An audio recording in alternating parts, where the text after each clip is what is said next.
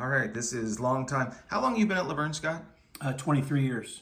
Coach Scott Winterburn, the baseball coach at Laverne. I didn't know that you had a relationship with the Harwicks, but I took a stab in the dark and you said you're good. Can you explain your relationship with the family? Yeah, well, I'm really good friends with Clint, the middle Clint, not Clint Jr. And he came to work with me at Azusa Pacific in the early '90s, and that's where I met him. So we were assistant coaches on one of Tony Barbone's teams back then.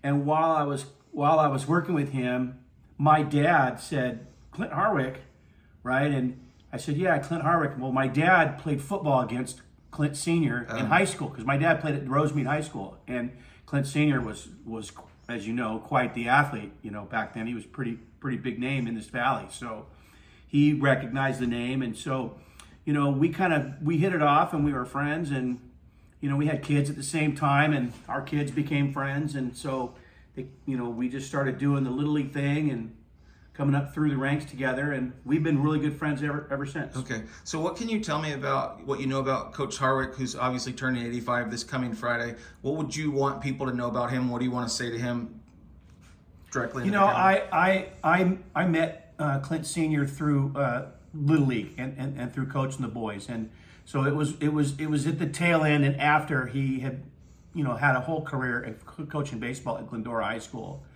But being a baseball coach myself, I was very aware of how much impact he had in our community. So to get to know him on a personal level with our kids, his grandsons, and us, I got to see a side of him that maybe not a lot of people see. Yeah. We're going to travel ball tournaments and games and eating pizza and and doing the things that are just fun and then getting to talk baseball with a guy that did it for a career. So. Yeah.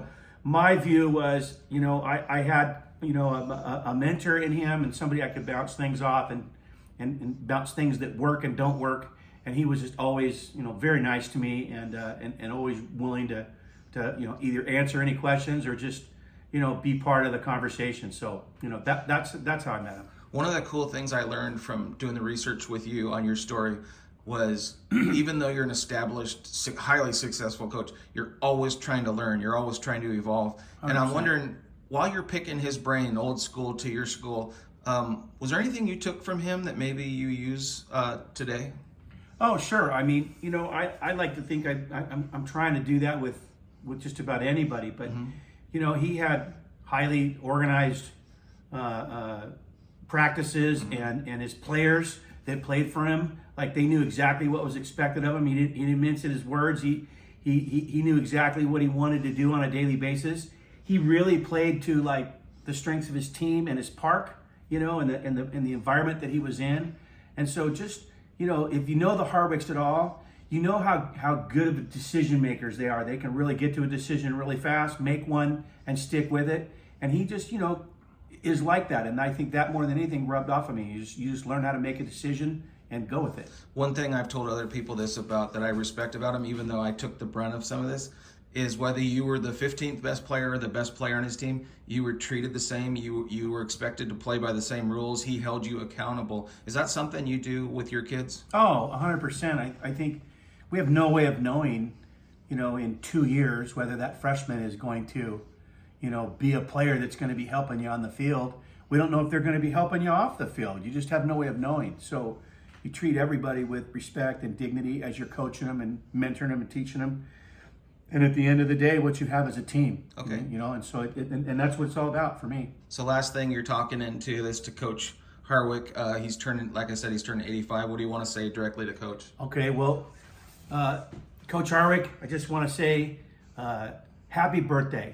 It's your 85th. I've never seen a guy that's lived a fuller life and gotten more out of his profession than you. So congratulations. I wish you nothing but luck moving forward, and I'm looking forward to seeing you again down the road.